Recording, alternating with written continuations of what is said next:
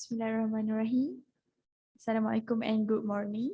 I, Wan Najwa Aliyah, the Master of Ceremony for our event today, would like to welcome all of you to Heterodox Economic Series, Political Economy.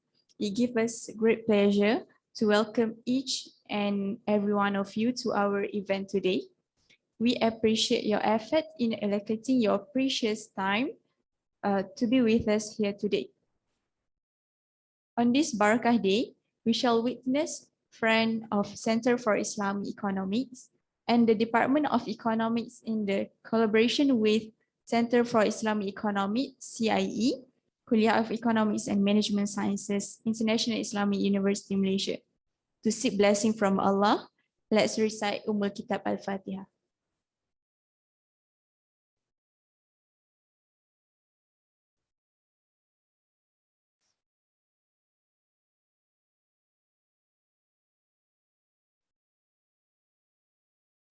Amin, amin ya rabbal alamin.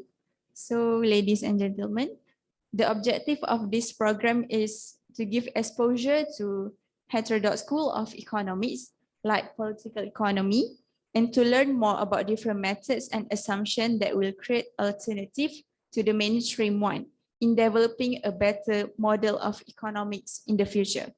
Today, we have Mr. IKMAL Nordin with us. Before welcoming him to the floor, allow me to briefly share about him.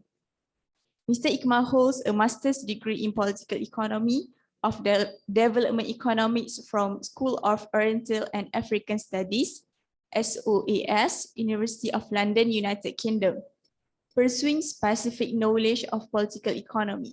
He also did his bachelor's degree in accounting and finance in London School of Economics, LSE.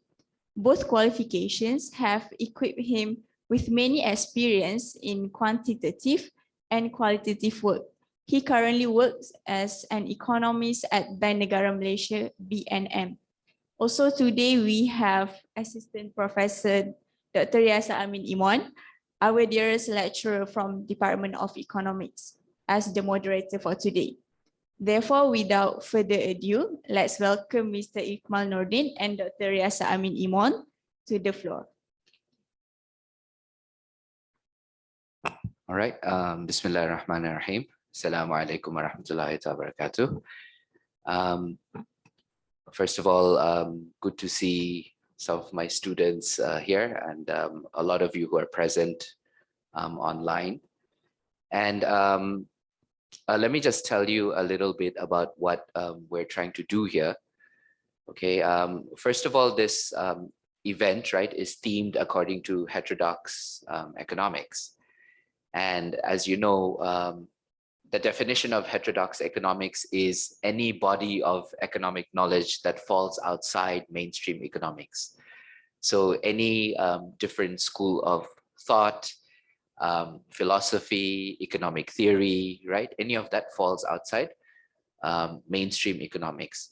And there is a need to do or to move away from mainstream economics, or certainly not to do away with it, but to recognize, at least recognize other economic narratives, because our economics right now is very, it's like a box. And we're not looking outside the box, right? And all the, we're kind of enclosed in it. And that's because our current economics tries to exclude specific values, right? Which are more universal or which are very socially oriented. Okay, so some of our students, like one of the organizers here are the Friends of CIE, and these are our active students like Wan Omar and you know, a few others, and they've been very passionate about bringing awareness to our students about these other economic narratives. Our last session had to do with behavioral economics, right? And you know, our speaker there, our honored speaker there, he also you know, provided great input. So I'm hoping that you know, we'll see greater numbers and we'll be able to gain momentum. As we know, you know, Friends of CIE, I don't know, like how engaged or aware you are of the Center of Islamic Economics here.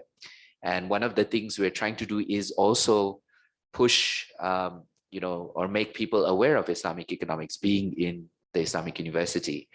And again, it has to do with values, right? Islam has universal values, and applying those universal values to the current economics that we have, right, is certainly going to make for a better, more just economic system, right? And Islamic economics is still a very young discipline, okay? And a lot of its growth is coming from mainstream economics, right? But one of the other things Islamic economics can learn from are these alternative narratives, which are also critical of conventional, or not conventional, but mainstream economics, right? Mainstream neoclassical economics. So we can also benefit a lot from political economy, right? As many of you will know, economics originally was called political economy, right? But as time passed, right, it came to be called economics, or just general economics, right? So, but before this political economy, right, the relationship generally was between, what is the relationship between human beings and, society, or the individual and society, and the relationship between state and the government, or the state and, people. So those were the general relationships, okay? But we became more and more. And I think we will be able to benefit a lot from, somebody who's not only, a great economist, right? He's been schooled, in London in the LSE and the very well-known SOAS University. And and not only that, he understands the local perspective, right? He's with Bank Negara Malaysia. He's an expert in qualitative and quantitative research. He's written a lot of papers. So I think he will be able to bring a lot of unique insight, okay, practical and otherwise. And the hope is that we will be able to expose our students, right, to these other narratives, and hopefully, when they pursue their own research or join the industry, they will be able to bring in these narratives into economics as well, right? So without any further ado, I would like to invite Mr. IKMAL Nordin. Maybe we should swap seats, perhaps, or no, actually, go ahead and I'll manage the slides from here. Yeah.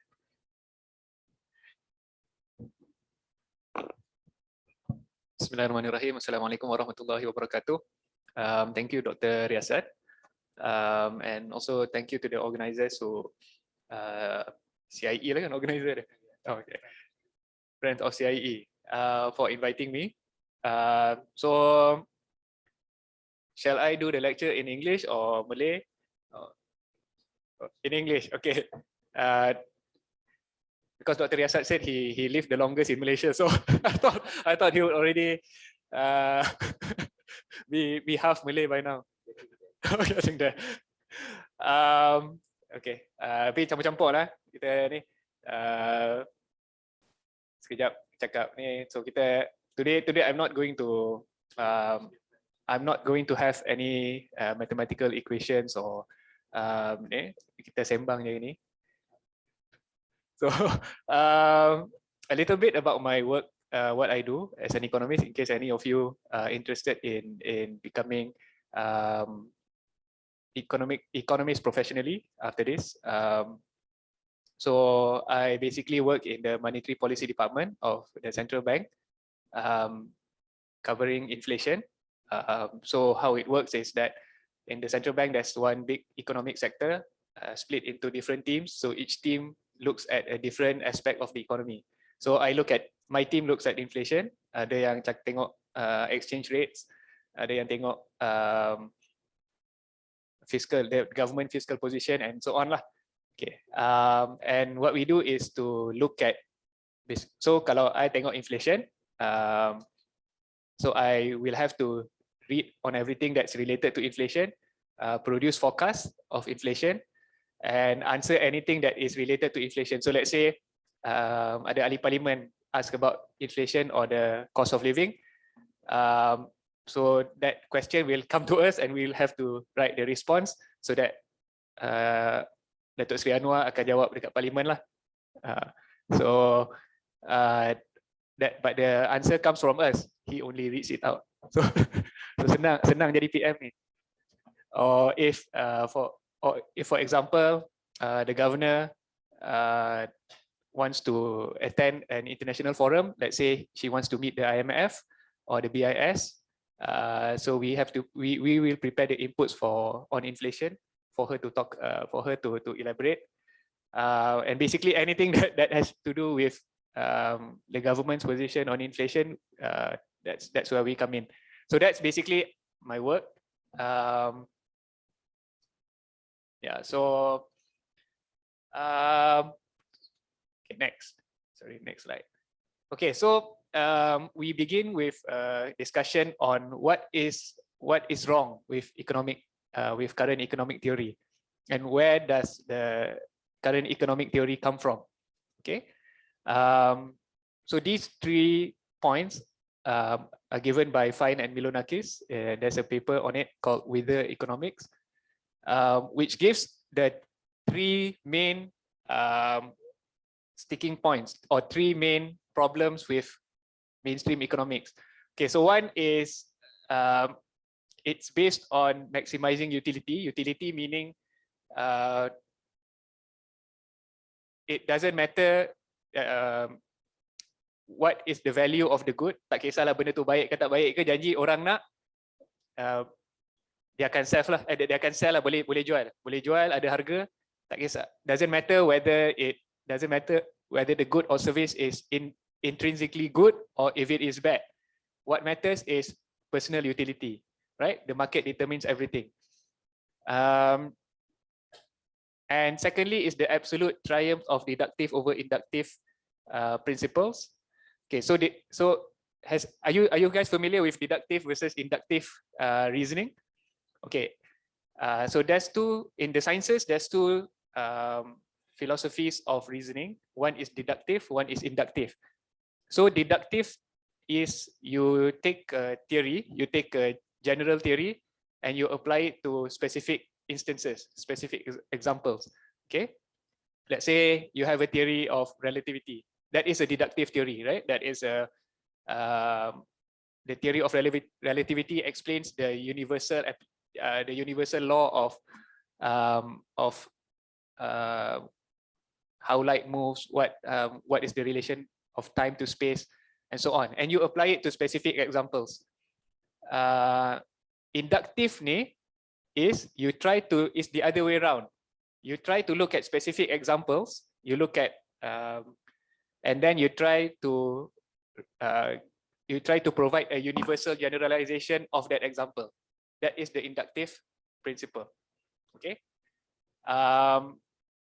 So usually the deductive reasoning is used in the natural sciences because you need to have a universal theory that you can apply everywhere. But this deductive reasoning is also currently used in mainstream economics. So you have a theory, you have a set theory of how things work, and you apply it everywhere across all peoples, across all times. Okay, you leave out a lot of the context. So economics ni kenapa contohnya kenapa Malaysia membangun? Why did Malaysia develop? Why did Malaysia develop? Why is Malaysia and not Malaysia is not, say, some other country? Why did it develop?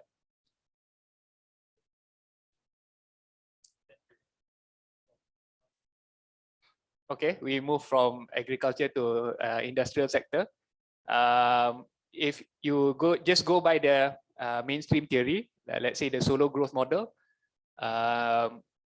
what it says is that to grow, you need to concentrate labor and capital, right? You need to concentrate labor and capital. So that's deductive reasoning lah. You just concentrate labor, you just concentrate capital, and you pumpkan, kumpul orang ramai-ramai, pumpkan duit, pump modal, you will grow. Okay. So if you use that solo growth model, you have to accumulate labor and you have to accumulate capital. It sounds easy, right? But it says nothing of the historical process through which any country develops into an advanced or a developing nation. It says nothing of what are the politics required? What compelled that country to develop in the first place? So you leave out a lot of these nuances, and you leave out a lot of the historical experience, which actually leads to a certain country developing and enjoying economic growth. And thirdly, the rise of economic rationality has led to the tension over sphere of application. Okay, so there's this economic rationality that says that there's a certain humans are rational, right? Humans are rational, and the market will resolve everything. So should everything be subject to market forces? Okay, if everything is subject to economics, should everything be allowed to go on market? Should the rights to reproduce, for example, be subject to market forces? I don't know, that's a question for you to answer, but it's happening. It's happening across, especially in the Western world.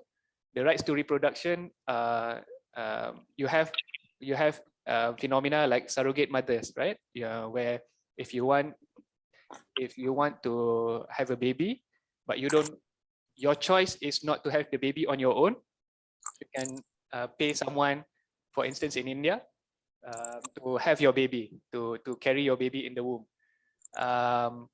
Or if you have a sperm, right? If you have sperm, your sperm is a saleable commodity, which can be used to, which can be sold to sperm banks, and it can be purchased by willing buyers. Anybody who wants a sperm and wants to reproduce can, instead of going through the traditional route, they can go to the sperm bank and purchase it on the market.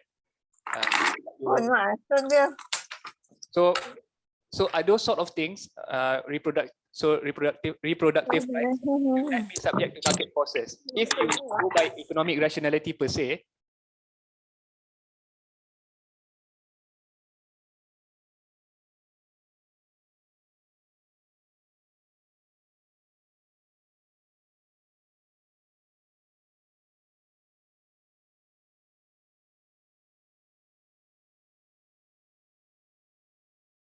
rights, the right to childcare. So these are some of the problems that is thrown up by mainstream economics. Right, next. Okay, so this is a quote from that paper. Economics has become a discipline preoccupied with optimization, equilibrium, and efficiency. It relies upon methodological and theoretical principles which are extreme in and of themselves. It is quite extreme because you assume that people behave in a certain way and are subject to equations, and we can basically manipulate people in a certain way. As a result, there is little or no room to accept or debate with alternatives. So this is the main problem with economics in today.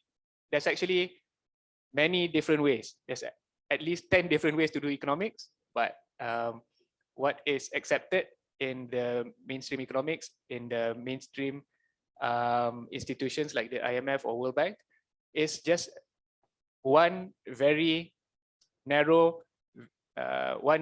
school with very extreme methodological principles. Right.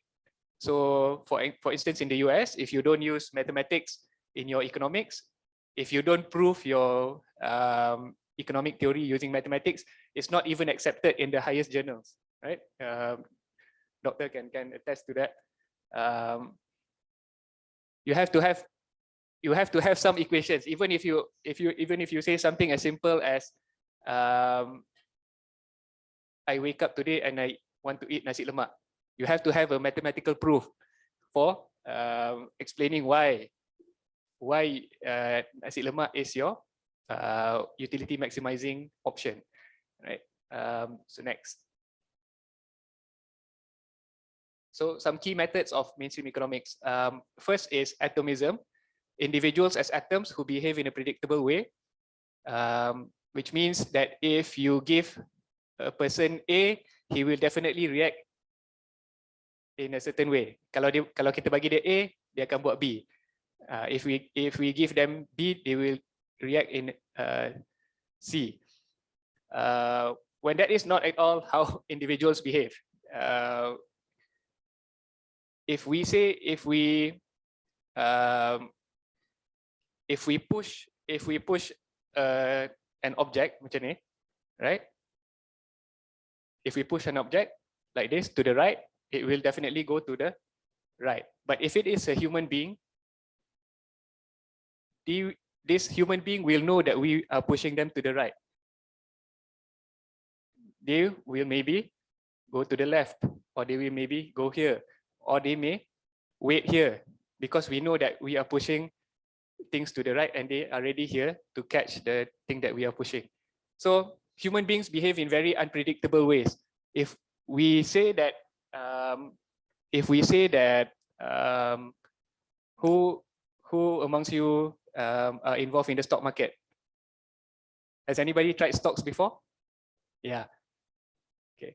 So if we say that a stock is going to increase, right? Or if we say that a stock is going to fall,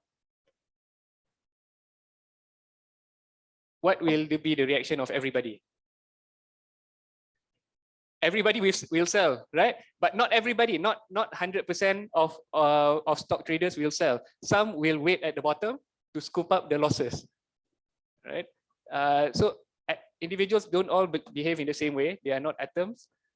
And again, this problem of mathematical deductivism, when you generalize everything and use for all examples, regardless of time, place, and society.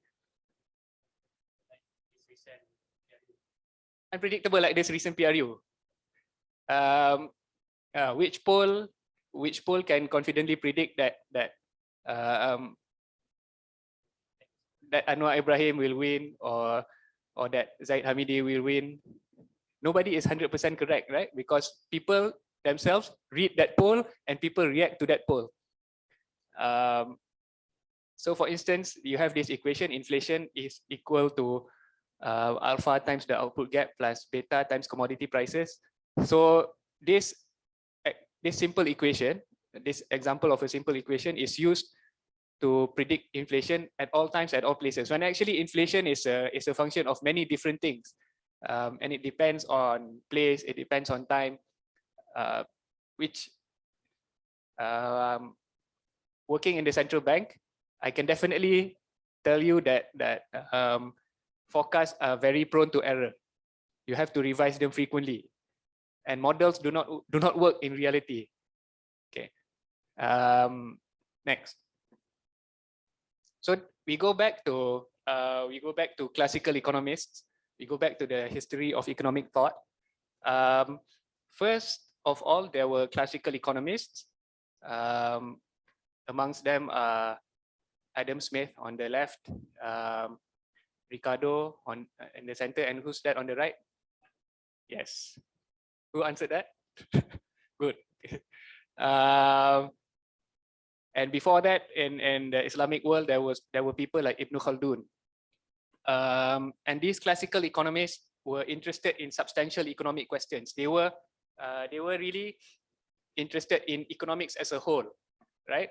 So they ask questions like, why does a nation grow? Why is England, for example, why is England a developed nation rather than a poor nation? How does the process of accumulation occur? How are incomes determined? Why do certain people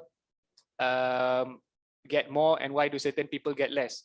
Why is water abundant, water banyak kan, is very valuable, but why is it so cheap?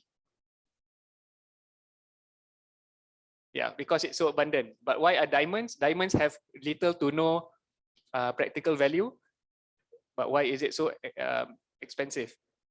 So these people, they engaged in a very dynamic analysis of economies. It's not narrowed down to very specific examples, but they ask very grand questions of why an economy grows, why it falls, what are the politics of the day. So those are the concerns of the classical economists. Okay, next. And then you have, as time went by, especially late 19th century and early 20th century. You have the neoclassical economists. The one on the left is, okay, who can tell me who's the guy on the left? That's the one on the right. Yep, what the one on the left? It's Alfred Marshall. He's Tok Guru lah. Keynes punya apa? Teacher. Yeah. So neoclassical economists, when you had the people like Alfred Marshall, these were the people who started what came to be known as the mathematical economics, or the formalization of economic theory. Keynes. Alfred Marshall is a mathematician. He trained as a mathematician.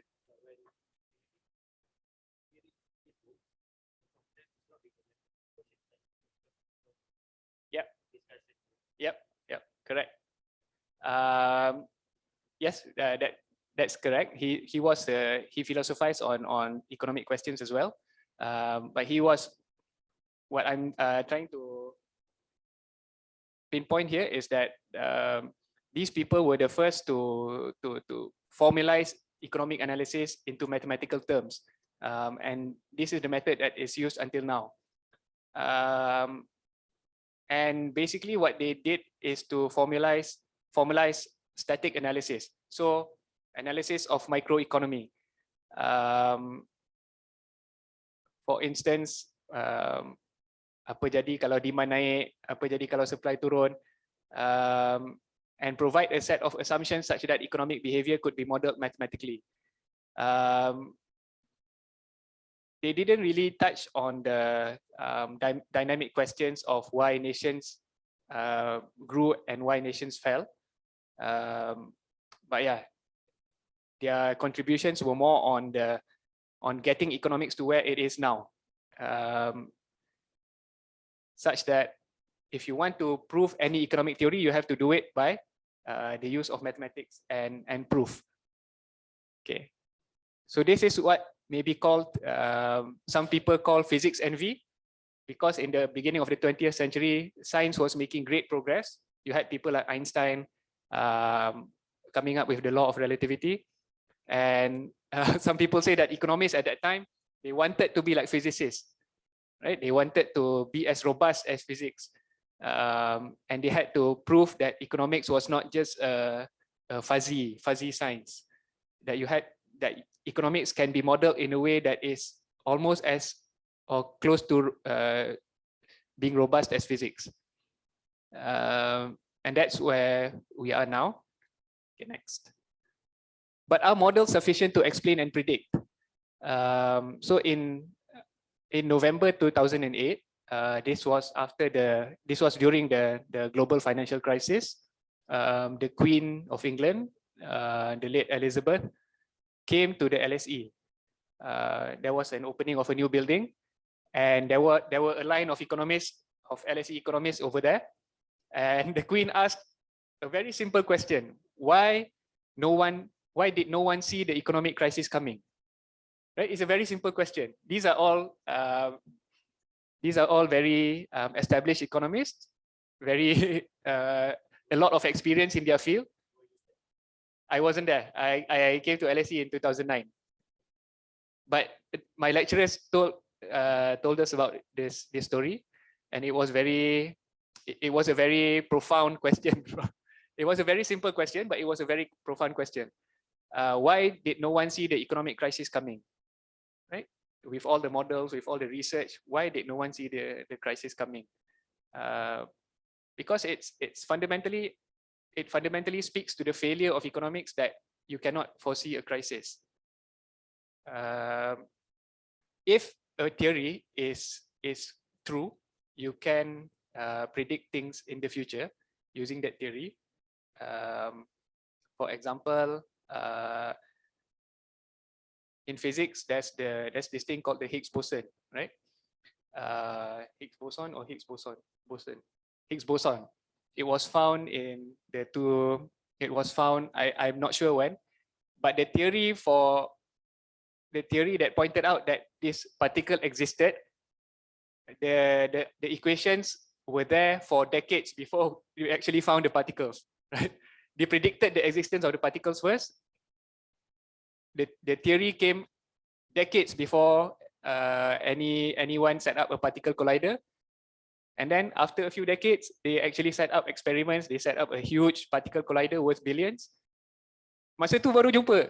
And then you found the exact particle that was predicted by theory. So that means that the theory is okay. It explains reality. But why do economic models frequently fail? Next. So let's give an example of a famous model. This is the Phillips curve, where pi equals to pi expected minus h. Okay, so basically pi is inflation. Okay, inflation is equal to expected inflation minus the unemployment gap. Okay, tak apa, kalau tak faham tak apa. The higher, so it basically means the higher the rate of unemployment, the lower the inflation rate. Okay, so if there's a high rate of unemployment, a lot of people are out of jobs, economic activity is down, so you would have a low inflation rate. Okay, and if you had low unemployment, which means a lot of people have jobs, economy is doing good, your inflation rate would be high because there's a lot of activity. So this is what the Phillips curve basically tells us. Okay, next. So this is the original data set that was used to formulate the Phillips curve. It was inflation and unemployment in the UK, 1861 to 1913. Okay, so you see when we do the line correlating unemployment and inflation, you see a very nice relationship.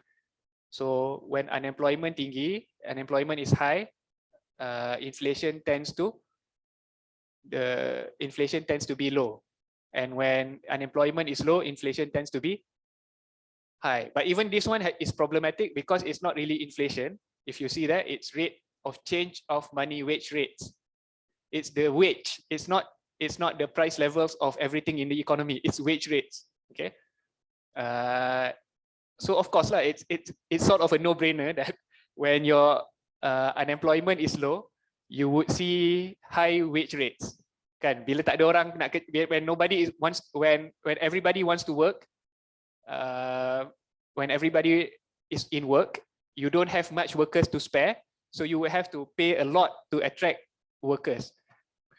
But when unemployment is high, there's a lot of spare workers, so you don't have to pay as much to attract workers. So it's sort of a no-brainer punya relationship, right? But people take it and spin this out of proportion and say that and change it to wage rates is indicative of inflation. Inflation as in general prices of goods and services. When actually that's not what this chart shows at all. Okay, next. So that is problematic. But when you apply the Phillips curve to other periods, so say this is inflation and unemployment in the United States in the 20th century, you begin to see that the Phillips curve, that the beautiful Phillips curve relationship, which existed before, actually breaks down. Okay, so choose your period. If you choose the period in the 1980s, your Phillips curve will look like the pink line. Okay, you have unemployment rate basically static or stagnant, but inflation goes up and down and has a wide variation. If you choose the 1990s, your Phillips curve looks like is the one in green. It looks like a bird. If you choose the period of 1970s, your Phillips curve looks like a U. So it depends. Choose your period and form your correlation. Okay. So what I'm trying to say here is that the Phillips curve, which a lot of economists take as the Bible or take as the gospel, it is not a universal rule. It is not applicable for all times and all places. Once you move out of the original period which it was estimated, you begin to have to see breakdowns in this relationship. Okay, next. And economists are fond of using this correlation to mean that okay, because these things are correlated, A and B are correlated, so B causes A. Okay, so for instance, high growth rates, if a country has high growth, it also has high educational attainment. High education lah, ramai masuk university and so on. So does that mean that high university enrollment causes high growth? You can you say that with confidence? That high educational attainment causes high growth? Yeah. You have examples of countries with very educated populations but very low growth. And there might be another thing, another different factor which we call an instrumental variable. Okay, so this is A, this is B. We say that A causes B, but it might be something else, C which is driving both A and B, right? So correlation does not mean causation. Correlation is just correlation. It's just that two things are correlated, but you need an underlying economic theory as to why what is causing growth and to go up, and what is causing growth to go up, and at the same time making people more educated. So there's this website, Spurious Correlations, which gives us correlations of things which are macam kelakar lah. So you see here US spending on science, space and technology on the left, and then suicides by hanging. So the more the US spends on science, space and technology, the more people hang themselves and conduct suicide. Makes sense, yeah. Yeah, the money, yeah. Doctor is actually thinking out of the box. So the more you spend on science, the less you spend on healthcare, the more people hang themselves. So can you say with exact certainty that it is US spending on science which is causing suicides to spike? No, right? It's just a correlation. It doesn't mean anything. But this is exactly what economists are doing. They correlate two variables, two or three or more variables, and they use that as a basis to say that, oh, okay, if we increase A, then B will increase by the same amount. And it's prevalent. I can tell you, this is the methodology used even in large institutions, even in a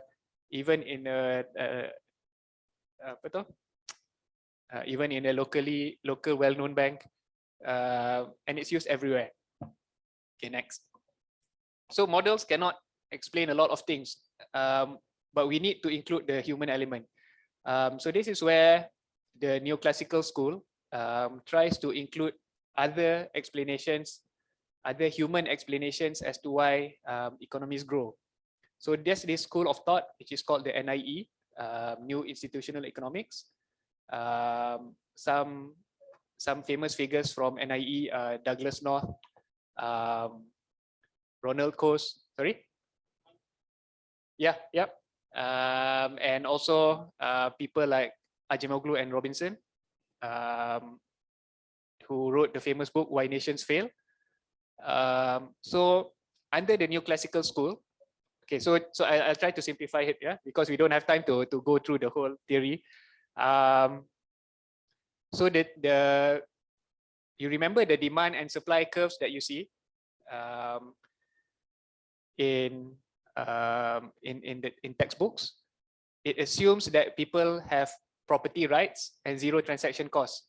Okay, so whenever the demand and supply curves meet, people can instantly buy and sell at that price, at that quantity, and you don't have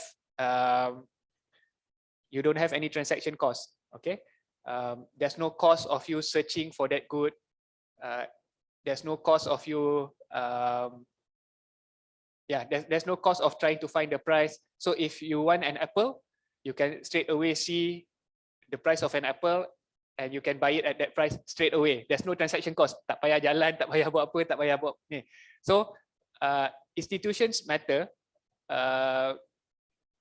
Institutions matter, and it's not as simple as what is given by supply and demand curves. Okay, so this problem of transaction cost was first highlighted by Ronald Coase in 1937. So it's been a long time ago. So he wrote this influential paper called Nature of the Firm. So the problem basically that he highlighted in the paper is, so you remember that supply and demand curve, right? It assumes that people can, if I want to buy an apple, I can just go to an apple seller and buy that apple seller from buy that apple from that apple seller. And if that person wants, for instance, a shoe, he can just come to me and just instantly buy, right? It assumes that people transact with each other, but that's not what happens in reality, right? In reality, who sells shoes? It's Nike, right? It's Nike and Adidas. And Nike and Adidas are firms, but firms are not marketplace. They are not in the market. Why does the production of shoes happen through this firm, which is not a market mechanism? No, why do people not transact directly with each other in an open market, in a pasar? Why do people do it through firms, which is definitely not a market mechanism?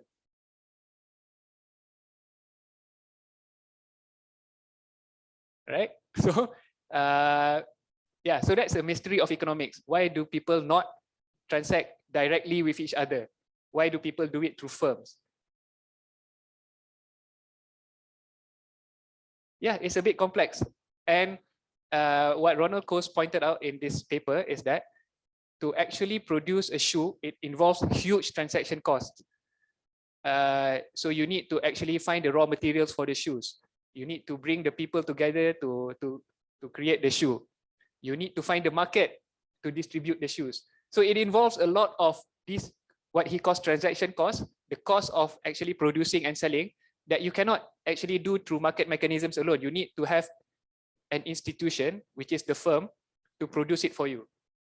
Which is why he says, which is later on construed to mean that institutions matter. How people organize themselves matter. The market on its own doesn't solve the supply and demand problem. Yes. Institutions that reduce transaction costs. But what kinds of institutions reduce transaction costs? Yeah, what kind of institutions enable a country to develop? Does a country develop when we have democracy? Does a country develop when we have rule of law? So the NIE, eventually they gravitate towards what the UK and the US already has, which is democratic political systems, formal enforcement bodies, and so on. So the idea is that because these countries are already developed, the UK, the US, Australia, and so on, these countries are developed, they have democratic political systems. So these must be the institutions which cause them to develop. So and their argument is that an efficient economy has low transaction costs. So if you have a democracy, people are not forced to fight with each other. They are not prone to military coup. They can transact efficiently and the country can grow. Okay, next. Yeah, so Acemoglu and Robinson has famously said that countries that develop economically have rule of law, open politics, and property rights. And their institutions are, their institutions are inclusive, meaning these countries which are developed, the UKs and the USs of the world, their political systems are very inclusive. They include everybody, right? So everybody feels a part of the system and they don't have to engage in a lot of transaction costs. while countries that are underdeveloped, like Malaysia in the 50s and the 60s, they are extractive. They do not include everyone. So that's their argument. So that's why they push for a rule of law. They push for property rights and democratization for as a medicine for countries that are underdeveloped. Okay, next. But the neoclassical or the NIE paradigm focuses on the end goals. So the end goals, so what we see, countries have very good rule of law, have a democratic political system. That is the end. That is what happens when countries have actually developed, right? It doesn't explain the process. It doesn't explain the history behind why these countries develop. So even if you look at advanced economies like the UK, prior to the Industrial Revolution, it was not a democracy at all. It was not. It was never a democracy before the 1900s. So if you look at the history of the UK, only large property owners were able to elect people to parliament, and only large property owners are able to enter parliament and become MPs. The rest of the people do not have a say in the political system. And even more what shall we say, even more evil. An even more evil feature of the political system in the UK was that the parliament instituted enclosure acts. Okay, so what happened in the UK prior to the Industrial Revolution? So before this, farmers, they had a plot of land. They had a common plot of land which everybody can farm on. Everybody can bring their sheep there. All their sheep can graze the grass. They can plant anything they want there on the common land. I think it's similar to the situation in Malaysia, right? You have a common field. Everybody can come there, can farm, can take whatever they want, and it's a common thing. It's a village. The whole village engages in it. But what Parliament did was to institute a series of enclosure acts, which means to put enclosures, put fences, pagar kan, the farming fields, and give property rights, individual property rights to frequently the large owners, and the rest of the farmers who happened before this, the farmers that farm on the common land, they had to get out, right? Because this field is no longer yours. It's the property of some large landowner. These farmers have to get out, and that's very extractive, right? That's not very inclusive. And these farmers, because they had no land now, they could not farm. They formed the labor. These people became the labor for the Industrial Revolution because they had nowhere to go. So where could they go now? They went to Manchester. They went to Birmingham. They went to the large factories, and they became the large pool of labor that worked in these factories, and actually enabled Britain to engage in the Industrial Revolution. And the UK before the Industrial Revolution, it wasn't very pro-market as well. They had navigation acts. So basically, navigation acts is is basically a way of limiting imports. So imports from overseas cannot come to the UK. So these very cheap imports from India, from the Bengal region, these very cheap cloths cannot come to the UK and compete with local produce. So local producers could compete, and when they compete, and when they are a little bit more proficient in producing cloth, and they are already well established, then they push for free trade. Okay, before this, when the cloth was very cheap, you cannot compete with the cloth. UK had navigation acts. You cannot import those cheap cloth. But once the UK was quite proficient and competent in producing cloth, you push for free trade. So it's very, it's a very, I think, very logical way of developing your economy. But it doesn't sit with the narrative of the NIE and the neoclassical school. Similarly, in the United States, the process of accumulation depended a lot on extraction from minorities. The United States was not really not an inclusive society, right? It depended on a large underclass of very cheap slave labor, slaves from Africa, and the confiscation of land from Native Americans. They displaced the Native Americans, took their land, put cheap labor on it, and that's how they grew rich. There's actually a question. I think it's better we address it now because it's related to NIE. And this is from Dr. Mahyudi, one of our associate professor with the Department of Economics. He asks, how can NIE's factors such as democratic rule, etc., explain China's transaction cost and high economic growth?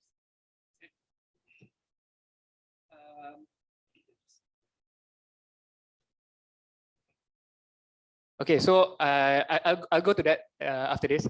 That's exactly where I'm trying to head. But for now, it's sufficient to say that the NIE concept of democratic political processes reducing transaction costs is not very applicable. It's not applicable to the experience of the West. It's not applicable to the experience of the East either, because you see in Korea. Korea is a very developed country, right? It has somewhat democratic politics, rule of law. But when Korea was developing in the 1970s, it was a very authoritarian state. General Park Chung-hee, he was an authoritarian in the very sense of the word. He imprisoned intellectuals. He clamped down on a lot of dissent. But he had deep connections, with business. And Korea wasn't very inclusive, right? But that sort of developmental state with developmental corruption was the precursor to what Korea is today. Without Park Chung-hee, I argue that without Park Chung-hee and his very authoritarian manner of developing the Hyundai and Samsung, the chaebols, you wouldn't have Korea like today. You wouldn't have the Korea of today. Okay, next. So, who determines the rules within an institution? Who enforces the rules and who benefits from the rules? So it's not democracy per se. It's not democracy. If you open up a country, you have a very democratic political process. Everybody can compete in the political process. You cannot just have that and instantly growth comes. Exhibit A is India, right? India is very democratic, is quite democratic from the moment of its independence. But what happened to India? You have very varied factions. You have a lot of competing interests. You have a central government which has to really be nice to the regional factors, the regional players in other states, and you couldn't get much development at all. Or what happened to the democratic experiment in Afghanistan, right? Or the Arab Spring. What you have in Afghanistan is you have democracy, but it's still, the political process is still the same as it was before democracy. What you have is Afghanistan is still controlled by warlords, right? Warlords who represent different districts or different provinces in Afghanistan, each with their own power base, and you cannot get a centralized, you cannot get a unified state which can develop the whole of Afghanistan.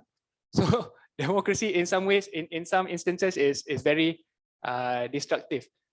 But what you have to do is to really see the balance of power within a certain state, and whether that balance of power is sufficient for the state to engage in development.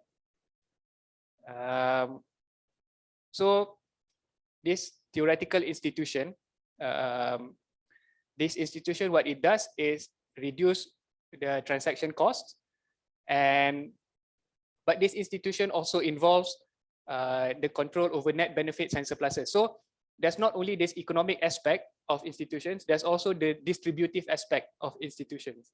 Institutions exist precisely to distribute benefits amongst people. So it involves politics is very much a central part of economics, right? So okay, for instance, if we want to implement an economic policy, okay, let's say, who can tell me an example of a successful economic policy in Malaysia? A very successful one lah.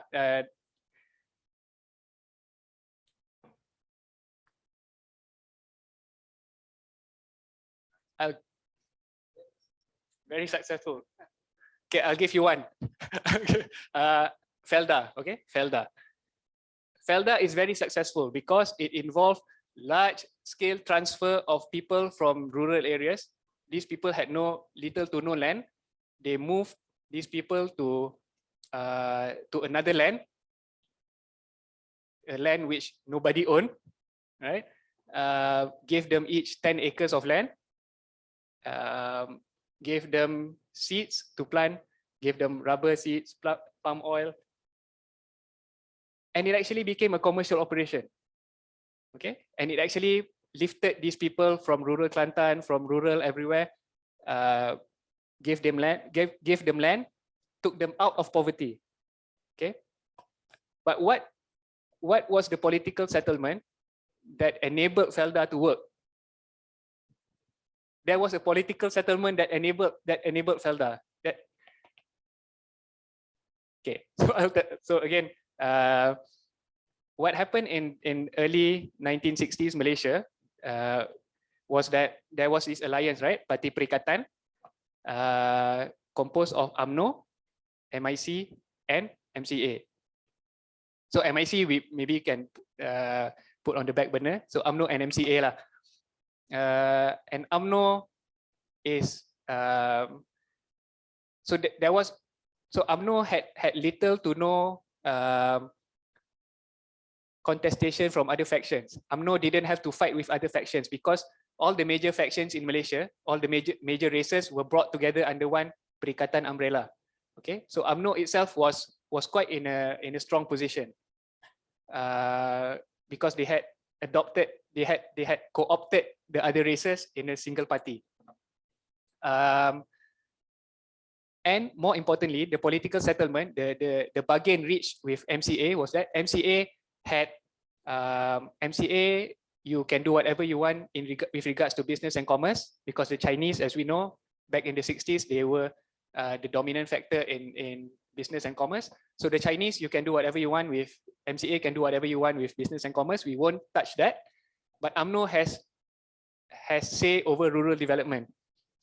Okay, and UMNO was given precisely the Ministry of Rural Development, which oversaw FELDA. Okay, so UMNO had total control over FELDA, and UMNO could do whatever they want with regards to rural development. And why did they choose the East Coast? If you see the early FELDA settlements, they were mostly in the East Coast. They were in Pahang, Kelantan, right? Why did they choose the East Coast?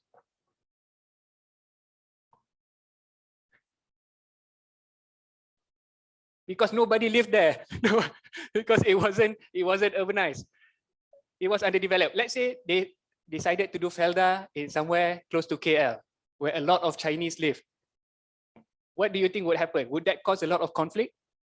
Right? It wouldn't fit with the political settlement of the time. So they had to choose somewhere that had a lot of land, that was more or less a Malay area. So that's why they chose the East Coast. It fit. So the political settlement fit. It fit. UMNO had no real rivals. There was PAS, but at that time there was Hizbul Muslim, but Hizbul Muslim was not strong.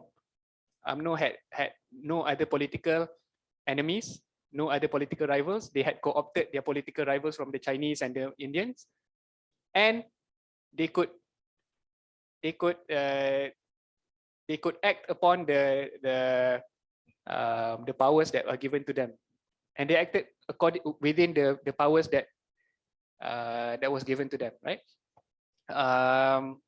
So yeah, the political settlement has to fit. the political stars have to be aligned. And what happened in China, right? China isn't a democracy, but why could it develop? Firstly, because the Chinese government, Mao Zedong had actually displaced his main rival, Chiang Kai-shek. So he had no political rivals because they had been banished to Taiwan, right? So he had no real internal rivals. He had merged the main regional factions of the country.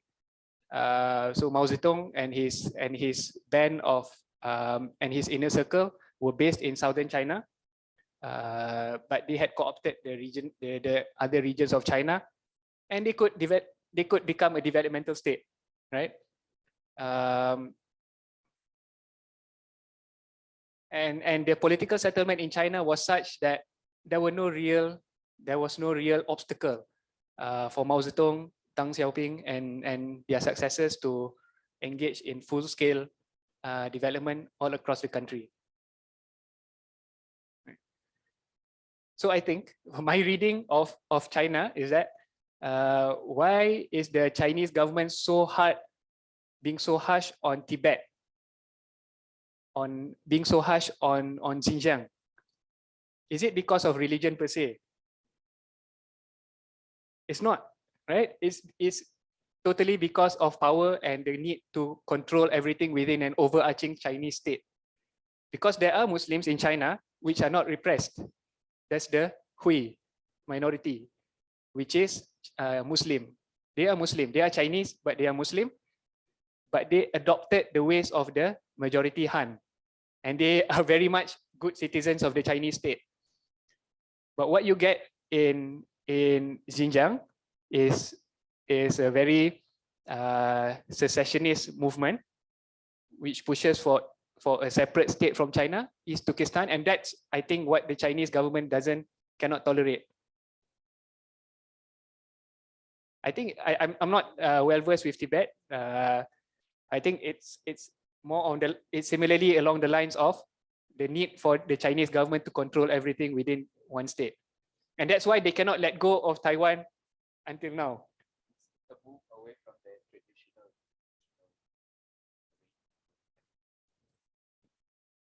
Right. Okay, next. Okay, an institution is only stable when the distribution of power and benefits are stable, and the dominant power has the ability to enforce the rules without much contestation.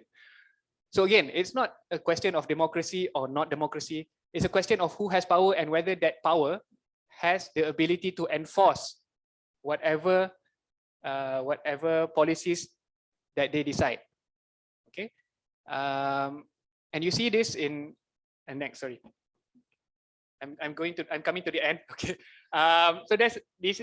You can read about this. I won't go deep on the typology of political settlements. So basically, what we have to see is who is the dominant power within a country. Okay, and where does this power come from? In the Middle East, in sub-Saharan Africa, what you have is very low-level accumulation, low level of capitalist development, but you have political power, and frequently this political power is held by the army, right? Because the army is the only one is the only institution that has some semblance of organization, has some spirit of camaraderie between them. They can organize effectively, and you see this in countries like Egypt, in the Sudan. It's the army that has the power to organize effectively, because other actors within the state are not as effective, right? So that's why if you want to actually change the political settlement, you have to begin with understanding where does the power of these armies come from, what are the factions within the army, what are the dynamics within the army, and so on. So you cannot, it cannot just be as simple as, okay, we impose democracy and everything is fine. Because what happens if you institute democracy, for instance, in Thailand, what happened in Thailand is that who are the major who are the major players in that democracy? Who are the actors behind political parties? It's still the army. It's still the people who have the who have this very good holding power or organizing power. And if this organization with holding power is not satisfied with the current political settlement, they will fight against it, right? If you don't provide them with benefits, if they feel that they are left out, if they are powerful, but they feel they are left out from the current economic and political settlement, they will fight, and that will cause a lot of chaos, which will in the end bring no growth at all. So you want to bring down transaction costs, but there's also one more cost that we have to think about, which is the transition cost. Okay, in an effort to bring down transaction costs, you have to transition to a different political arrangement. Is that transition cost worth it? If the transition costs are really high, might not be worth it. Might be good to stay with the status quo or just move gradually. But if the transition costs are quite low, then it's okay. So why was so this helps to explain a lot of recent phenomena. Like, for example, why did the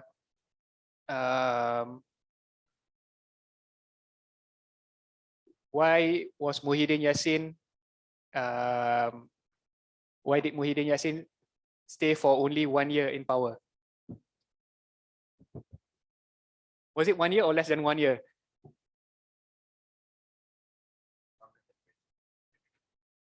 Longer than Britain, yeah, exactly. He stayed in power for such a short time because he was the leader of a weak party, right? The Bersatu camp was very weak. It had only a few MPs, but they ruled over a dominant party, which is UMNO. And UMNO couldn't tolerate it, right? There's this small group which had a large proportion of the benefits, and UMNO had a large number of MPs, but they received not as much benefits. So that's why they were dissatisfied. And that's why if you cannot reach that political settlement, or if the political settlement is unstable, that country will forever be in chaos and instability, and it cannot really develop. So for the West, so let's say we give another example. The West in Afghanistan now, right? Who is the dominant party who has sway over a large chunk of the country? It's the Taliban. So you cannot stay away from the Taliban. You have to work through the Taliban if you really want to develop Afghanistan. Yeah, so those are my thoughts from on the introduction for political economy. Next. Okay, last slide. So all economic problems are political at the end, because everything involves money, and nobody will willingly give away money, and nobody will willingly give away power. It involves a lot of contestation. It involves a lot of compulsion. It's not as simple as saying that once you institute market forces, everything will go to heaven. No, by viewing humans as atoms and economics as a mathematical construct, we lose out on the dynamics of human agency and human constructs. So again, all economic problems are political. They have a historical and institutional element. I hope you will agree with me that this is a very worthwhile way of doing economics, and I hope that this point of view will be more mainstream in the years to come. Thank you. Okay, thank you very much, Mr. IKMAL. I think I like your approach because not only were we able to benefit from a complete history of economics, you were able to integrate the idea or the concept of political economy very nicely into it, so that at the end we can see, right, how through institutional relevance it's all about politics. And you applied it very well to the local context. You gave us examples of other countries as well. And I think it was a very good comprehensive approach to take with this group. So I don't know, I'm quite convinced. I'm going to be selfish and ask a question straight away. There was this book by Paul Kennedy. He wrote it in 1987. I think you're aware of it, right? Maybe Rise and Fall of Great Power. And he said that any civilization's success will depend on three factors, right? I think he said economic power, political power, and military power. And looking at this, I think that's where we kind of have arrived as a conclusion. So I just wanted to know, you know, those ideas. Even I think Ibn Khaldun had written about rise and fall of civilizations. So to what extent is there? Can you maybe relate some of his ideas? You know, Ibn Khaldun's time. Like I think he wrote about generational rise and fall and how that affects economic performance and things like that. So from maybe a institutional as well as a political economy perspective, if you have it. Disclaimer: I haven't read Paul Kennedy's book, but I've read Ibn Khaldun's work. So three things, right? Political power, economic power, and military power, right? So that's true. I agree with that is the basis for civilizations, for civilizations advancing. So the question that we have to ask ourselves is, where does that power come from, right? So in any political system, where does that power come from? What gives it legitimacy, and what gives it holding power? What causes it to be so strong? That coalition to be strong. And Ibn Khaldun, interestingly, gives in his narrative, the basis for any political dynasty is asobiyah, is the feeling of belonging. Yeah, that feeling of belonging. That feeling of belonging might come from kinship, from your tribe. It might come from being in a common organization like the military. It might come from common ideology, for instance, the Islamists. So what is the basis for that political power, and how is it translated into legitimacy? How do the people they rule over agree to that idea or agree to that? Because throughout history, you see that there are very specific ties that bind the political powers or political dynasties, right? So in the beginning of Islamic history, it was the tribal ties, right? The power must belong in the Quraysh. First from the Umayyad branch, and then from the Abbasiyah, and so on. And people give their allegiance to that political power because they believe in that, right? They believe in that. They believe that the Quraysh are made to rule, and as long as the Quraysh uphold the standards of Islam, they are okay. It doesn't have to be a democracy. So what gives the Chinese government, for example, what gives it power? What is the common thread that binds the current Xi Jinping and the CCP? It is communism, of course. It's a belief in the ideology, but within the CCP, we have to, if we want to really understand what makes China tick, we have to really understand who is Xi Jinping, what makes up his inner circle. Is it also, other than the common ties of the CCP, are there regional ties? Are there regional ties that causes Xi Jinping to choose his inner cliques in a certain way? Right? I don't know where does he come from. I'm not sure.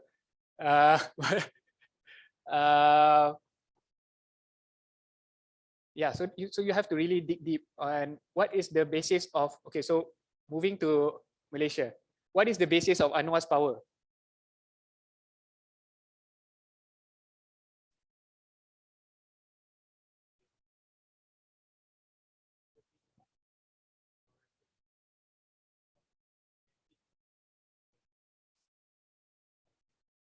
Yeah. Anwar has a very multiracial outlook. He comes from an Islamist background. So the Malays of Islamist persuasion would definitely go to him. And because of his multiracial outlook, it draws people from other races. But I would argue that this is also unstable because half of the country did not vote for him or his alliance, right? So what he needs to do is to co-opt other factions within the country, especially, sorry?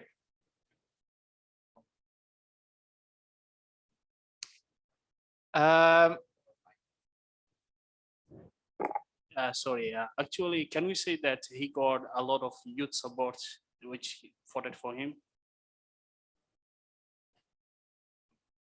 I'm not sure. I haven't seen the data, but I would say that the winners from the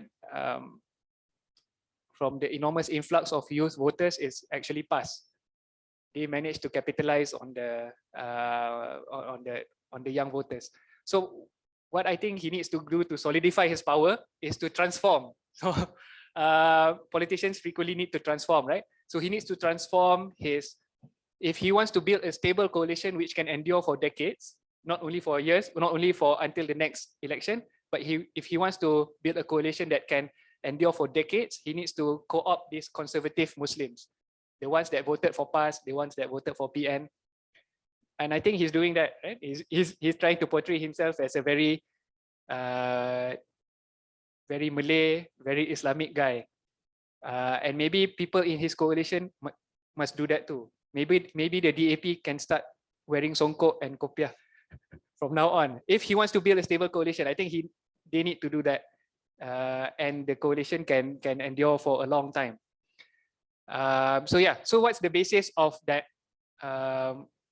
coalition, and what is the basis of their legitimacy? The Chinese government, of course, we go back to the CCP. It is built on communism and maybe ties to the revolutionaries who first fought with Mao. But their legitimacy stems from the fact that the CCP is, because only 10% of Chinese or less than 10% of Chinese are in the Communist Party itself.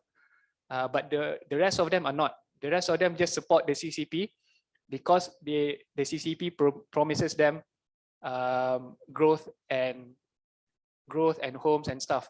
So that's why they are so obsessed with maintaining a certain level of growth, because once that goes down, their legitimacy goes down. They don't have any other ideology tying them to the people. If I may come in here, one thing interesting that we see is that they also restrict big business, right, to a very large extent, where they actually come in and, like, for example, what they did with Ant, right? They literally clip the wings short, and also they are willing to intervene in economic institutions and, for example, change prices like housing when they started coming in and regulating real estate, right, in China. So don't, and I think this is related to the question, even Dr. Zakaria is also another lecturer in our department. He's asking, does that mean that always political institution has stronger impact compared to economic institutions? Because at a certain level of political condition, such as Pakistan before Taliban took over, we cannot depend on political institutions anymore. So I think it's about, okay, we have two institutions with different types of power. Which one do you think wins out in the end and is able to determine welfare equilibriums in our systems? I think that's the core of the issue here. Thank you. That's a very good question. So I think, simply put, economics and politics needs each other. It depends on whether political classes can effectively develop the economic institutions under them, and whether these economic players have the capability to access the higher levels of government. Okay. Yeah, I'm not sure how the political settlement is in Pakistan, because there may be cleavages. Yeah. So, for instance, in Malaysia or in Korea, let's take Korea. Park Chung-hee, he actually picked winners. So Hyundai, before they built cars, they built roads, right? They were contractors. But what Park Chung-hee did was he talked to these leaders of these chaebols, and he asked them to, can you do cars or can you build ships, and gave them the support needed to do that. But it was quite easy. In a way, it was quite easy for him to do that because he was Korean, and the industry leaders were Korean, the businessmen were Korean, and Korea is a homogeneous state. It's not so simple in places like Malaysia, where the political class is of a different ethnicity and the capitalist class is of a different ethnicity. Because once you promote any particular business, you will run into calls that you are a sellout to the race, or so I'm not sure how the situation is in Pakistan. Is it still dominated by the military? Yeah. They have a lot of clout. Yeah. So in a way, so in that sense, in Pakistan, it's not as clear-cut as political institutions or economic institutions, because both are bedfellows, right? They cannot be disentangled from one another. But the question might be, how do you make those economic institutions more competitive and more capitalistic? Yeah, able to function in a purely economic way. Are there any other questions, students? Yeah, go ahead. I have two questions. The first one is, how do you explain institutions in an environment without government, for instance, and how does it relate with economics? With the second question, when you came to the Malaysian experience, you mentioned a small party with power, and then you talk about big party, and then you related with benefits. Yeah, I want to know what type of benefits are you talking about, and how does it relate with the common citizen? Thank you. The context of an economic institution with no government, right, or a country with no government. Can I, if you may, any examples? Okay. Again, I'm not. I only know Malaysia, but if I'm not mistaken, there is one area of Somalia which is relatively well run, right? Somalia. But maybe brother, you can explain what's happening over there in overview, so that our Actually, I'm looking at institutions. How will institutions? I mean, how can we define institutions in an area where there's no government, for instance? Sorry. Okay. Yeah. Sorry, actually, I'm from Somalia. And so please explain what situation happened in Somalia, so that our economist can explain to you and give maybe his view to you. Yeah, actually, Somalia, there's government there, central government, which is working, and currently it has developed, I think so, for the past 3 to 4 years. But because of COVID-19, things are a bit bad situations. When it comes to the power and the military power is weak there, but the other institutional powers are strong. And we do have support and advocate for federal system, where there's different states, and we try to build a central strong power.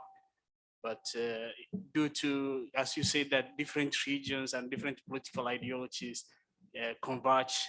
So because of that, I think so, confederation system nowadays is having a big idea and a big boost in there. So because of that, and I wanted to add one more thing because of this chance. You talked about before extraction and inclusive institutions. For example, if we take for Malaccan Islands, where Indonesia, Singapore, all these islands were there, before colonization, they had, I think so, produced, I think, the world economic power But when the Dutch and the English, British companies came, I think so the world economic reduced 60%. So can we say that the West is also a main creator of extractional institutions? Yeah, so that's my question also. Thanks a lot. Okay, just on a very high level analysis, in places where there's no central government, right? There's still institutions, because people at the end of the day, people and any sort of any people, no matter how small their groups are, will live in an institution. Because institutions, you need to understand, it's not a name and a building, right? Institutions are not a name and a building. It's a set of rules. It's rules for how things are carried out. Yes, the rules might be enforced by a tribe, the rules might be enforced by a central government, but it's the same. It's just that they have no formal government, but their institutions are more local level. So you need to conduct the analysis from very small scale, from a very small scale perspective. And this happened in places like Afghanistan. The central government was effectively non-performing, was effectively useless, but the Taliban got by. The Taliban got by. They are not a formal government. They are just a group of. They had their internal structure, but their internal structure was enough for them to develop the regions that they were in. But the limitations of having no government is that your level of accumulation would remain at a very low level. It would remain very primitive. We call it primitive accumulation. It wouldn't be at the level of having large-scale factories, having trade relations with other countries. No, that is out of the question. But you have very primitive accumulation. So selling whatever you have from the local produce, even if that means opium, even if that means any crops that you could sell. But people organize, only not through central. So in the absence of formal government, people survive, right? People find a way to live, but they have a limit as to how far they can go. And as for the second, small party with power, what kind of benefits are we talking about? So it's whatever benefits are available in the country. For UMNO and Bersatu, for instance, their benefits, for example, the chairmanship of the GLCs, right? So Bersatu has a small number of MPs, but a large amount of political appointees in corporations. UMNO has a lot of MPs, but relatively a little number of people in corporations. So they are not, of course, they would not be satisfied with that, because when you control the corporations, that means you can take meeting allowances, you can funnel money into your party. Yeah, and that's I know this is just a personal observation, right? Democracy is a very bad way of. If you have democracy, you cannot run away from money politics. Because why? Because politics, at the end of the day, any party needs money to run. But who will willingly give money to political parties? Do you wake up one day and just say, "Oh, I want to donate my money to a political party"? You don't really do that, right? You will donate for Yemen. You will donate for humanitarian purposes, but nobody donates for a political party. But a political party needs to run. So where will they get this money? Through extra legal means or informal means.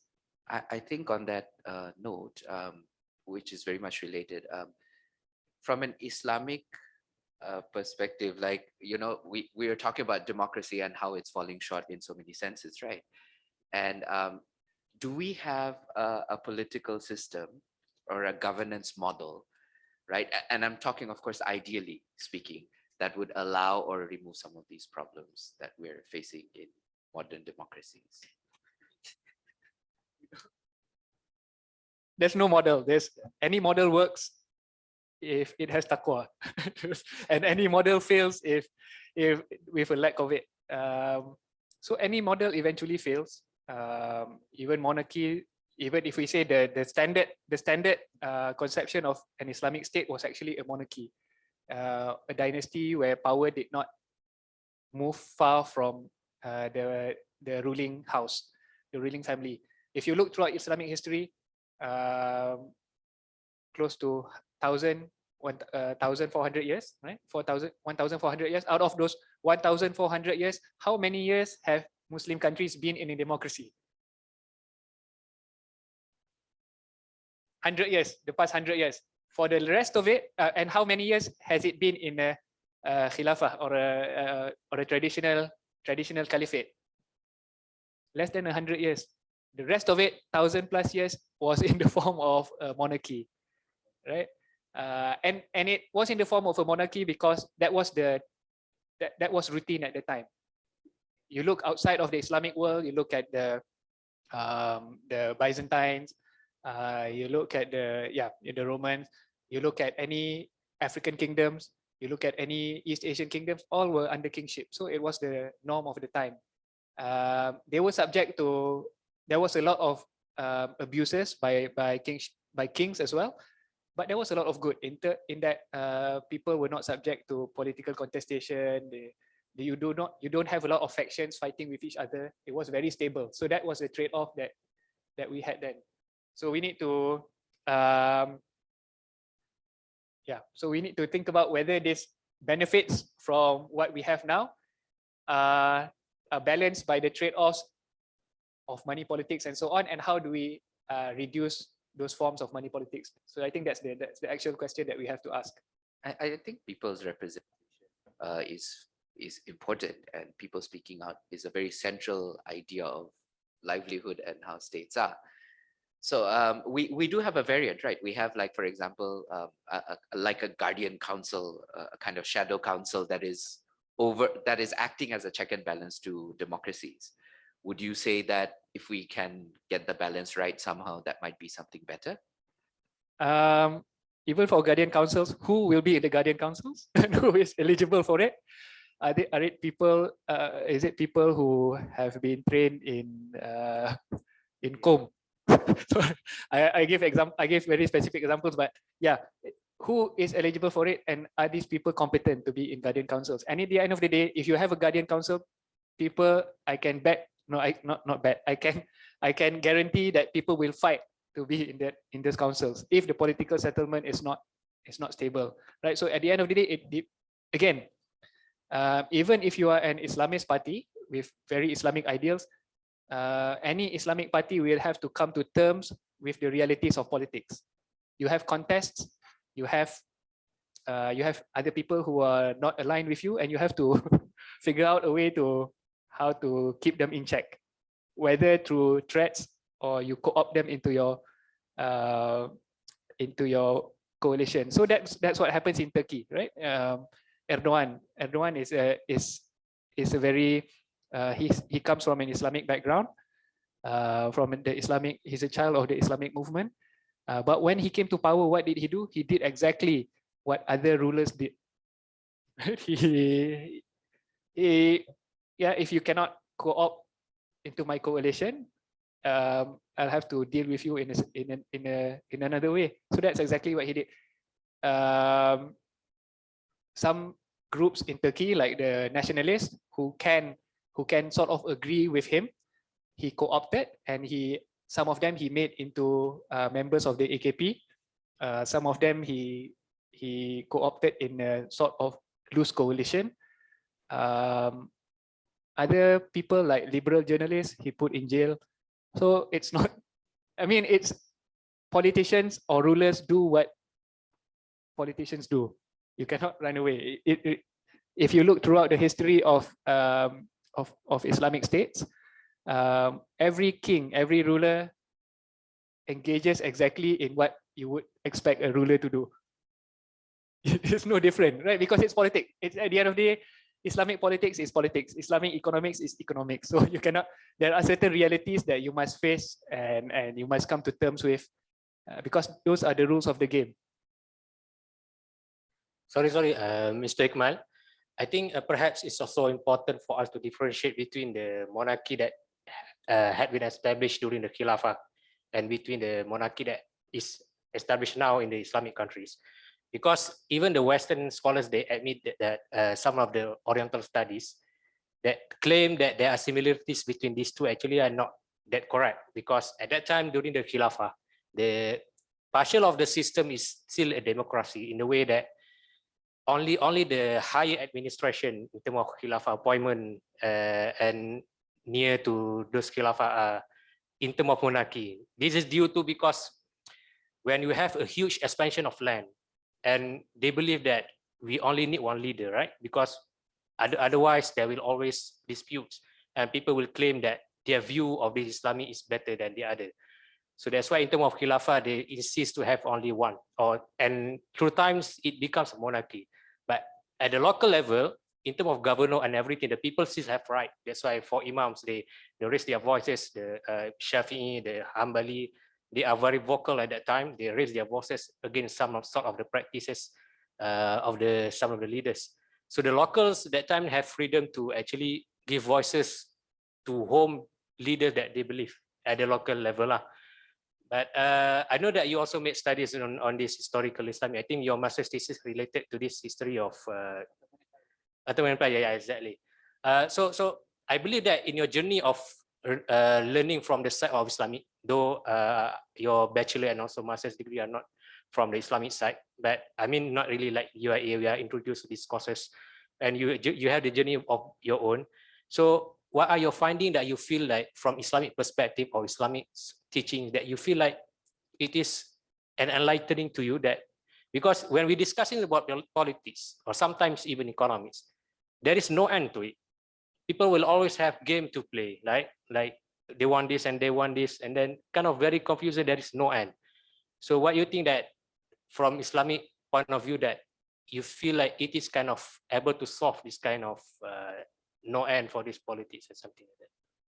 Okay, it's a very good and it's a difficult question to answer. But what I want to say is, in essence, kings are kings. Kings will be kings. Politicians will be politicians. Rulers will be rulers, right? And we cannot read history in a one-sided way. We cannot just see the good things that people did, but not read the other things that they they did that we might feel it's suspicious, or with our limited understanding we term it un-Islamic. Yeah, because these people at the end of the day they had certain prerogatives, they had certain things to do, they had certain things to settle, which if they did not do, things would have been worse. And I think where Islam where you might disagree with me, but I think where the difference lies is innamal a'malu binniyat. Every action comes with a intention. It's according to its intention. And these people might do the same things that other rulers do, but they might have done it in a different intention. For example, you talked about the instance of the four imams, Imam Abu Hanifah and so on. So these people, they lived under rulers, under the Abbasid rulers, right? So they lived under As-Saffah, Al-Mansur and so on. So we tend to think of this period as being a golden period because of the four imams and because there was a flowering of Islamic knowledge. But what were the conditions that enabled that peace? It was the actions of the rulers upstairs. As-Saffah, his nickname is, his name is actually another name, but he was called As-Saffah, means the shedder of blood, because he shed a lot of blood. He actually fought a lot of people to establish Abbasid rule. And similarly, Al-Mansur, he had to face opposition like any other ruler, and he dealt with it accordingly. And because of these dirty things that the rulers did, it's because of the dirty things, the unfragrant things that these rulers did, that is what enabled peace and enabled Ash-Shafi'i and others to live in relative peace, to be undisturbed. And so yeah, there's a cost to it. Yeah, even if you talk about the periods of the four or the four Khalifas, towards the end of it, towards the reign of Uthman and Ali, they had to contend with a lot of internal strife. And Ali even had to deal with rivals from the Sahaba, right? And he was very regretful of fighting with the Sahaba, but he wasn't regretful. He felt very happy that he fought against the Khawarij, who were Muslims. What does that tell you about the nature of politics? Okay, all right. So I think to qualify the whole idea of monarchies back then and now, people's approval was important, right? Endorsement at some level. And the other thing is, of course, this was probably the most creative way we can look at institutional costs, right? Like transaction costs you were mentioning to get, right? So it can come at the cost of lives and so many other things to align things. Anyway, we just have a few minutes left. I think we can end with a question from Prof. Aslam. Sorry, I don't really have a question, but I hope that this can be discussed. Maybe you're going to come again, right? This is a series or just one? Okay. Well, I mean, firstly, thank you very much, to the friends of CIE for organizing the session. Really, we've been trying to do, this program and also other programs that talk about alternative approaches to economics, and we try to expose students to the other schools of thought that we have, rather than just only what we teach in the theory courses, which is basically neoclassical economics. So thank you for coming and presenting your ideas. I also would like to thank you for that Queen video, because I use that in my class quite a lot. To basically argue why we need, in our case, Islamic economics. And if I remember that report, the comment given by somebody on that question was, because economics is ideology. So at the base of your economics is your ideology. It has certain values, it has certain prescriptions that you follow. And they gave the example why the system failed, because you believe that markets would solve your problem. So it's belief in markets. You valued greed and said greed is good, right? The system promoted greed as something good, right? But then when you look at all ethical systems, no ethical system would put greed as something good, would be seen as a virtue.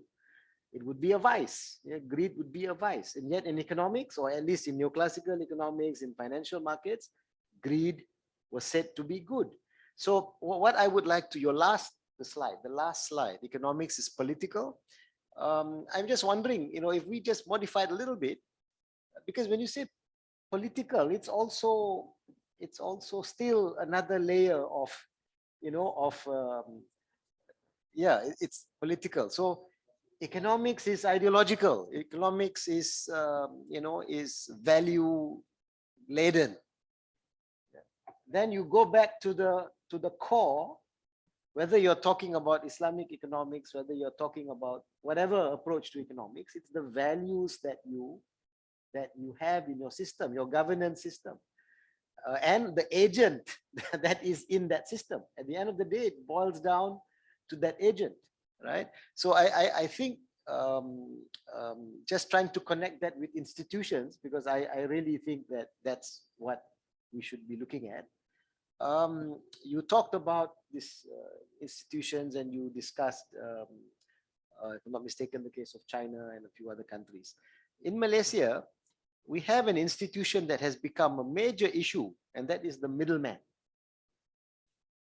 Right from the time of, when Uncle Aziz talked about the problems, he talked about the middleman. Today we have not only one middleman, we have many middlemen in the whole process, right? You have all these people who do nothing except live off the system. Okay? that doesn't decrease transaction costs, it increases transaction costs tremendously. So again, it's back to the value system. So who decides whether it's the previous government or this current government? It's going to be the governance rules, the values of the system that is going to decide whether or not what you are able to offer is better or not. Yeah. So I think I'm just thinking that, you know, if we can look at economics as not being value free, or there's no such thing as positive economics without a normative framework, everything works in that normative framework, which is ultimately bound by your ideology or worldview or your value system. I mean, I think that would be something very interesting. I hope your future discussions may take us also into that direction. Thank you very much, IKMAL. Can I just quickly respond on that? Okay. Yeah, I agree. Economics is at the end of the day, the values that you hold.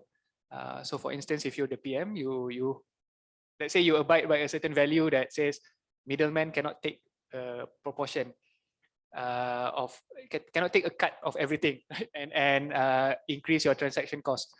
So that value is the base for action.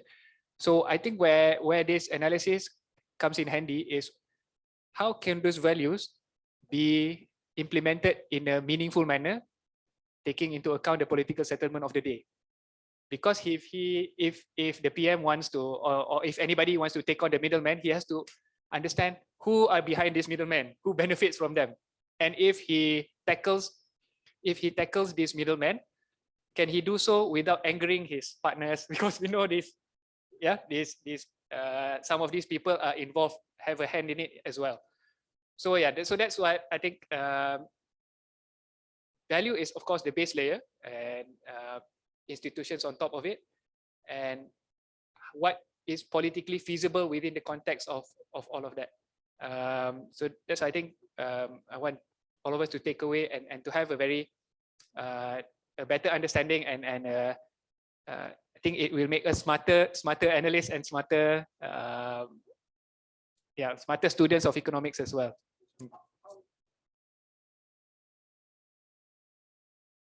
You know, we just look at equations and All right. Okay. Thank you very much. I think it was a very good session, and just like, you know, Mr. IKMAL was saying, I think we all were able to feel the significance of what he was saying today, the importance of political systems and how that determines so much of economic outcomes, right? And I think in that sense, our objectives are realized. So I think this thing organized by Friends of CIE and Department of Econs, I think we were able to achieve our objectives to a large extent.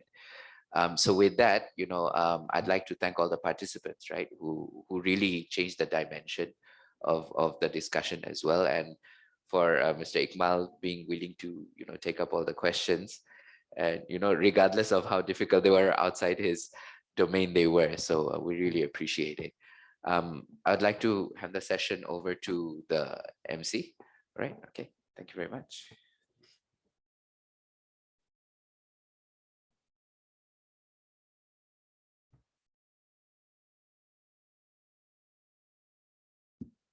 Okay, thank you so much, Mr. Ikhwanuddin and Dr. Yasa Aminimon, for such an informative session. We hope everyone gained as much as they can from the insightful sharing.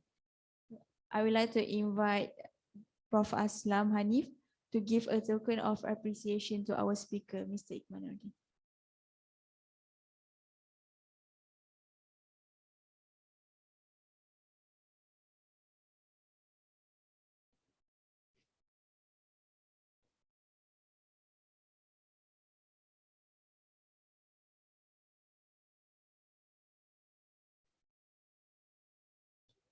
Ladies and gentlemen, once again, thank you everyone for gracing our event with your presence.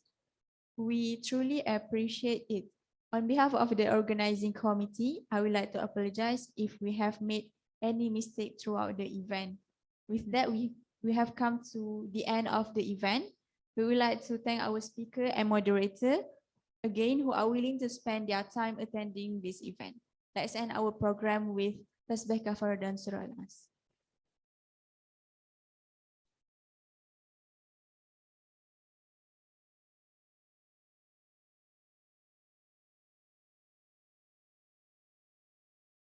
Okay, for all committees and also the